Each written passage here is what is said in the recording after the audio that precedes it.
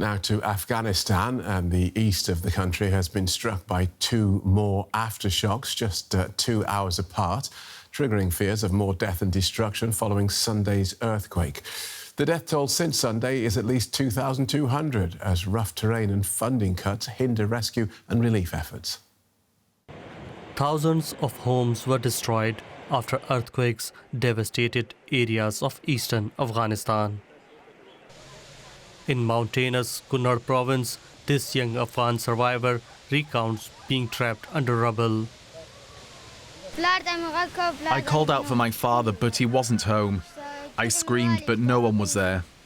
I called my neighbor and he said they were themselves helpless. I was trapped under the rubble for several hours until my uncle came with his friends and pulled me out. Another survivor, who lost 5 members of his family, recalls the horrifying moment of the tremor. Dust filled the air. Everything went dark, and I could not understand what was happening. I rushed towards the door to open it, but I couldn't because it was stuck due to the earthquake. I found the way to see my family, and I saw the room was collapsed and my family members were buried under it. Rescuers are battling to reach survivors in the rough terrain, with several aftershocks complicating rescue efforts. The Taliban government estimates that over 2,000 people were killed and more than 3,000 injured. The UN says the quake-hit regions of eastern Afghanistan are in desperate need of food, medical supplies and shelter. We were in a terrible condition. We had no place to sleep and no food. We are thankful that these aid organisations gave us the first aid, and we are asking the international community to help. War-torn Afghanistan remains in the grip of a prolonged humanitarian crisis after decades of conflict. Foreign aid has been significantly reduced since the Taliban took power in 2021, further weakening their ability to respond to disasters. Well, Abdurahman Sharif is Senior Humanitarian Director at Save the Children International, and he described the quake aftermath as a crisis within a crisis. So I asked him what he meant by that. Thank you for having me, first of all. What we're seeing is more than 260,000 children affected by the earthquake, and at least 270 children that were orphaned, according to the UN. These were hard-to-reach areas even before the earthquake, but now rock falls are making it incredibly challenging to get to those villages. One of our medical teams had to walk for about 20 kilometers to reach villages cut off by rock falls, carrying medical equipment on their backs with the help of community members. There are constant, terrifying aftershocks, which have forced families to move into the open, where they are sleeping without shelter and away from homes and buildings that are not built to withstand such tremors.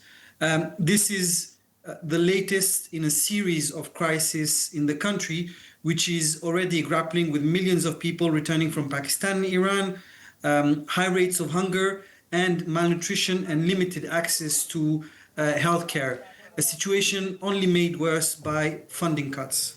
Right. And you believe that children are particularly suffering? Yes, absolutely.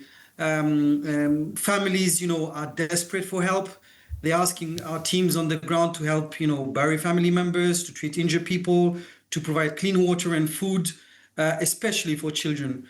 When these houses collapsed, it wasn't just, roofs and walls that were lost. It was food, it was water, it was clothes, it was cooking pots. Everything was destroyed in seconds. The situation for children is absolutely critical. Our teams are supporting hundreds of children, but thousands are in urgent need of help. And the international community has drastically cut back humanitarian aid for Afghanistan. Tell us more about how that impacts your organisation's ability to operate and respond to this disaster. We are calling on the international community to urgently release emergency funds and prioritise children's needs in the response, without immediate and sustained action, children face severe threats to their health, safety, and well-being in the days and weeks ahead. The crisis is severely under-resourced, underfunded, and overlooked, and it is children who will pay the heaviest price.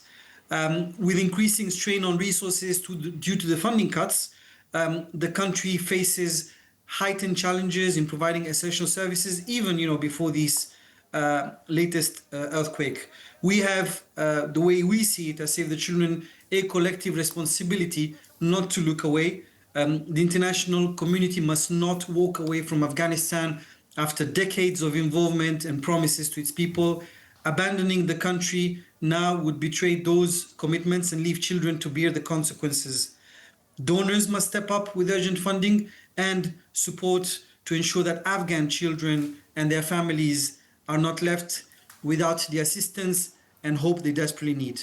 I mean, and we've seen the likes of the EU and other countries actually pledge money and aid to Afghanistan. But if we talk about the shortfall in funding, what effect has the lack of money had on the ground immediately? Because I'm guessing that what these villagers don't need is dollars. What they need is shelter and water and medical assistance.